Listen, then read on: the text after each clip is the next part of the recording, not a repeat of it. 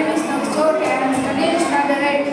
મારી વાર્તાનું નામ ઈશાની હિંમત છે. એક વેપારી હતો, તેમને ઘેર એકનો એક દીકરો હતો. તેમને બહુ લાડ લડાવતા અને તેમને ખુશ રાખવામાં કોઈ પણ ખામી ન આવવા દેતા. વધારે પડતા લાડથી દીકરો બગડવા લાગ્યો અને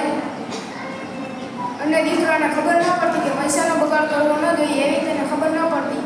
એક દિવસ પુત્રએ પુત્રને બોલાવીને કહ્યું, બેટા, તું પણ મારી પાસે જે કંઈ છે તે તારું છે, હું પણ કમાઈ શકું છું તેવું તારે બતાવવું પડશે. પુત્રએ કહ્યું, હા, હું પણ કમાઈ શકું છું એવું હું બતાવીશ.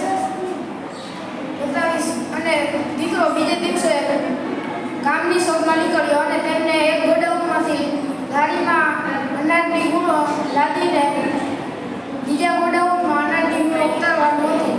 આખો દિવસ કાળી મજૂરી કરીને તેમને રાત્રે ₹1 મળ્યો.